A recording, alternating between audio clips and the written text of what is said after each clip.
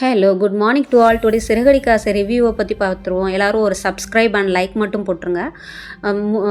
நம்ம அண்ணாமலை வந்து விசாரிக்கிறாரு, ஸ்ருதி ஏமா வீட்டுக்கு வரல, நீ சொல்லி கூட்டிகிட்டு வந்திருக்கலாம்ல அப்படின்னு. மீனா சொல்கிறாங்க, இந்த மாதிரி ஸ்ருதி வந்து நீத்து வந்து மன்னிப்பு கேட்கணும் என்கிட்ட, நான் ரவியை லவ் பண்ணலன்னு சொல்லணும்னு சொல்லி எதிர்பார்க்குறாங்க மாமா அப்படின்னு சொன்னோம்.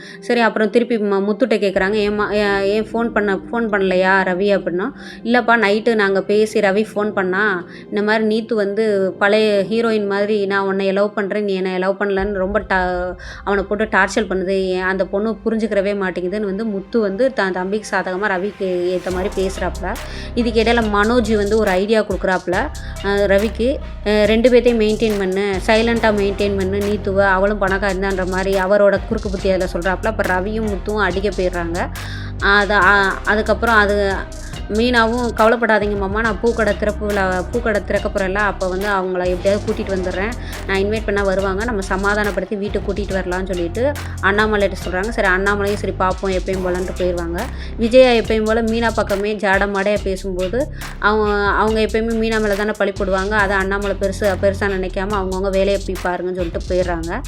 இதுக்கிடையில் ரோஹிணியை காமிக்கிறாங்க. ரோஹிணியா எப்பயும் போல் அவங்க இருக்கிற நடந்த நிகழ்வுகளில் அவங்களுக்கு சாதகமான நிகழ்வுகள் மட்டும் அவங்கள தனக்கு சாதகப்படுத்திக்கிடுவாங்க. அது அவங்களோட கேரக்டரோட இதாக இருக்கும்.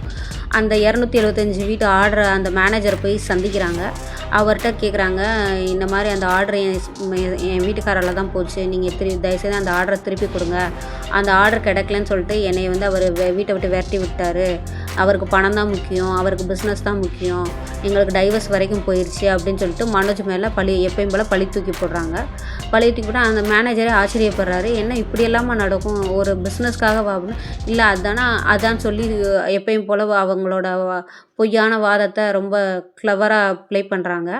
பட் இது நீத்து அண்ட் நம்ம ரோஹிணியோட அந்த கேரக்டர் வந்து ரொம்ப ஒரு மாதிரி சொசைட்டிக்கு நல்லதாக தெரியலை.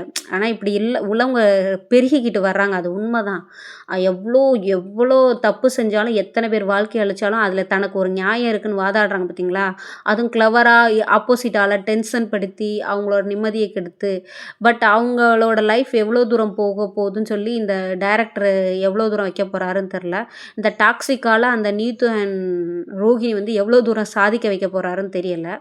என்னதான் நான் சொல்கிறல, வாழ்க்கை முடிகிற வரை இந்த டாக்ஸிக்கான ஆள்களோட போராடி கடைசியில் நமக்கு நியாயம் கிடைச்சா என்ன, கிடைக்காம போனால் என்னன்ற அளவுக்கு நிம்மதியை கெடுக்கிற மாதிரி தான் இருக்கும்.